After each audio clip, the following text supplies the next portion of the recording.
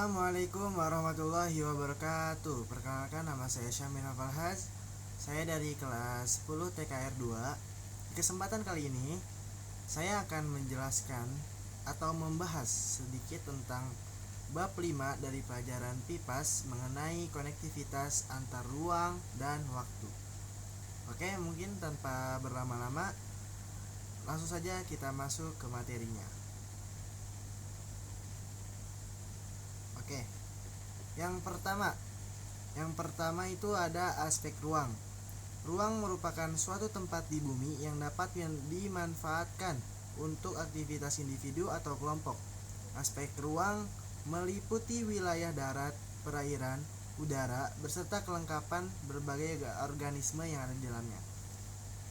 Lalu setiap ruang mempunyai karakteristik yang berbeda-beda, dan kebutuhan ruang akan terpenuhi dengan adanya interaksi ruang atau ke ruangan. Oke, next teman-teman.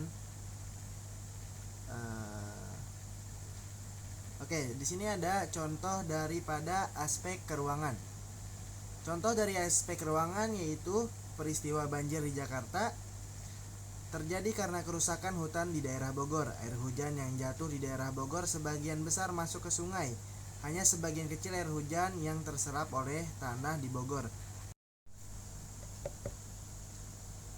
Akibatnya, Jakarta terkena banjir yang airnya sebagian besar dari wilayah Bogor. Itu adalah contoh daripada keruangan. Next.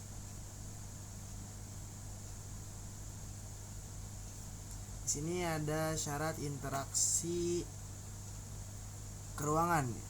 Yang pertama itu ada komplementari atau saling melengkapi. Jadi salah satu syarat interaksi antar ruang ini adalah dimana salah satu ruang, misalkan wilayah A, itu membutuhkan sebuah barang ataupun jasa dari wilayah B. Maka dari itu disitulah akan terjadinya interaksi keruangan. Dan itulah yang dimaksud dengan syarat yang pertama. Yang kedua itu ada interfering opportunity atau kesempatan antara. Kesempatan antara ini dijelaskan bahwa salah satu syarat interaksi juga harus adanya pertimbangan jarak. Jadi apabila jarak dari kota A ke kota B itu jauh, maka kota A akan mencari kota yang lebih dekat jaraknya dibanding kota B. Lalu yang ketiga ada transferability atau kemudahan perpindahan barang ataupun orang. Jadi yang dimaksud oleh poin yang ketiga ini, ketika kita berinteraksi pasti kita akan memikirkan biaya daripada barang ataupun orang. Yang dimaksud orang di sini adalah jasa. Jadi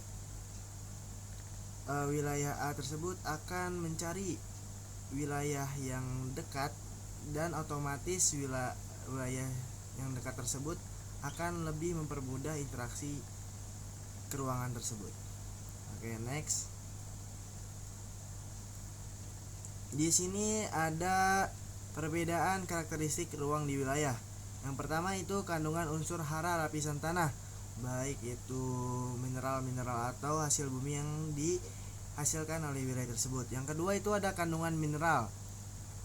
Yang ketiga keanekaragaman hayati, baik itu tumbuhan maupun hewan. Lalu ada lapisan atmosfer. Next. Lalu apa saja sih bentuk interaksi ruang? Yang pertama itu ada perpindahan penduduk atau migrasi, teman-teman. Dan migrasi ini juga dibagi menjadi beberapa jenis lagi. Yang pertama itu ada imigrasi dari dalam ke luar negeri. Yang kedua itu ada imigrasi dari luar negeri ke dalam negeri. Yang ketiga itu ada urbanisasi dari desa ke kota yang permanen. Yang keempat itu ada ruralisasi dari kota kembali ke desa. Yang kelima ada transmigrasi penduduk anyar pulau dalam satu negara yang sifatnya menetap. Lalu yang kedua itu adalah komunikasi. Komunikasi di sini merupakan bentuk interaksi antar ruang yang melibatkan pertukaran ide atau gagasan. Jadi di di dalam interaksi antar ruang juga pentingnya adanya komunikasi. Bila tidak ada komunikasi, maka tidak ada juga interaksi. Lalu ada transportasi yang meliputi perdagangan internasional, ekspor maupun impor, pengiriman komunitas pedagang melalui transportasi laut, darat, dan udara dari suatu tempat ke tempat lain. Ya, betul sekali. Pentingnya ada transportasi di interaksi ruangan ini ya guys. Oke, next aja. Yang selanjutnya itu ada aspek waktu, dimana setiap ruang pasti memiliki waktu. Oke, untuk lebih detailnya saya akan menjelaskan. Oke, teman-teman juga bisa baca di sini dan saya baca poin-poinnya juga. Jadi apa sih yang dimaksud itu aspek waktu? Waktu merupakan semua rangkaian peristiwa yang terjadi ketika proses terjadinya hal tersebut. Dan waktu itu dibagi jadi 3 teman-teman. Yang bisa kalian lihat itu ada lampau, sekarang, dan yang akan datang.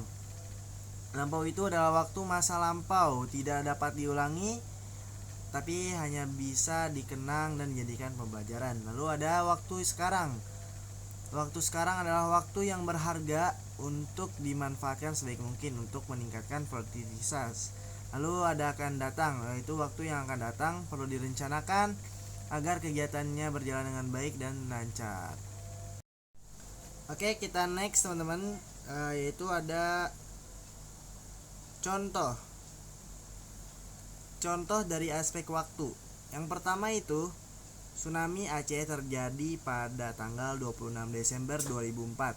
Yang kedua ada Gunung Semeru meletus pada tanggal 4 Desember 2021.